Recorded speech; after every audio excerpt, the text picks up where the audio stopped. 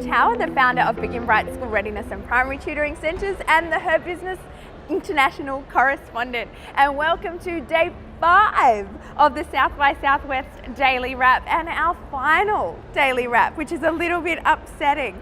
But it was a great day to finish on. I started the day today going to an Australian segment. So Australia was putting on a panel about APAC and encouraging people to move to Australia and to build their businesses there.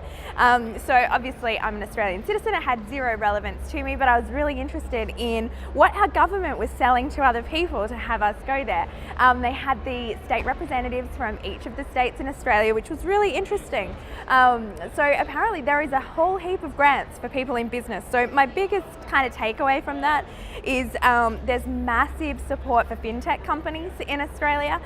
So if you're interested in going down that road, call your local state government, and there is a huge amount of grants available there, especially for women. So whatever happens, just get onto the state government's website and have a look, because I think there is a lot of things that we actually may be missing out on that we could get access to.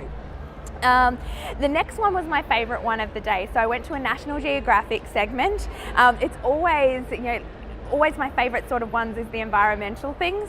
I don't know why, but I just find them really interesting. And today is Albert Einstein's birthday, so that was pretty cool too. But Knell, who is the president and CEO of National Geographic, was there, and he had 3 of his explorers and went through their stories and what they're doing and what they're working on. And it was just so interesting and fantastic to see what was happening throughout the world, and also a little bit scary as well. National Geographic is a massive company. It has 750 million people that engage with it through its media. But giving grants to people now. So if you've got any interest in science, exploration, geography, engineers, teaching, photography, National Geographic are giving grants away to people to try and broaden that reach. So the people that we heard from was a guy working in climate change, which is obviously super important because it's getting worse and worse every year, and went through deforestation, which is actually the second highest cause of climate change, even worse than all of the transportation put together, which surprised me because I thought transportation would be worse than the deforestation. But yeah, so I think the biggest thing that he said to take away was that we need to be more curious. The more attention that we pay to things, the better it'll do. So obviously when it comes to climate change, that's something that I know is super important. I know it's really, really vital for our children and our children's children and generations to come, but I often feel helpless as to what I can actually do about that. So he said, pay attention to what's happening, pay attention to what's in your food, no palm oil, that sort of thing. Start reading some National Geographic articles about it, and really make sure that we are all contributing to our world really well. So then was Kesha talking about reclaiming the internet. She said something really good about cyberbullying. She was talking about the cyberbullying process. I do think she has a voice because she's a famous celebrity. There's a lot of people that have a lot of, there's no real diplomatic way to say this, a lot of really smart things to say that maybe wouldn't get the voice that she gets because of her celebrity platform.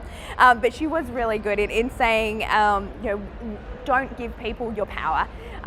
So knowing the health of the internet and knowing to post things there, but if you're getting that negative feedback, don't read the comments, just pass them over. Same thing as the WWE wrestler guy said yesterday, John Cena. So that was really good. And then unfortunately we finished off the day with a guy called Bruce Sterling, who was a futurist, and there's not much I can say about that. It was a little bit of a downer. And if our future is exactly like Brucey Babes thinks it is, we're all in a little bit of trouble. So we left that session early because we didn't want any more of the pessimism about the future to permeate into our systems. But today was also a great day because I went up to the south. I can't remember what it's called, the south section of Austin, which is filled with all the vintage shops and great food and all of that sort of thing. So I got to have a play around. I got to buy myself my Austin t-shirt and see some really great stuff and all the musicians on the corner, which is also what South by is about. And I think, having been here for 5 days, seeing comedy shows last night, all the musicians on every corner, people dancing around, as well as all this information about tech and finance and climate change and globalization and all these really cool stuff. It's just such a melting pot of so many different minds and so many different wonderful things that it's really been a pleasure to be part of it for 5 days, and I absolutely cannot wait for another 360 days to pass so that I can be back here again. And hopefully next year, if you've been following along at home, you can all come and we can have a massive Australian contingency and all get an Airbnb house and just have the best time ever. So that is my final wrap for the Daily Wrap, and I will see you soon. Thank you.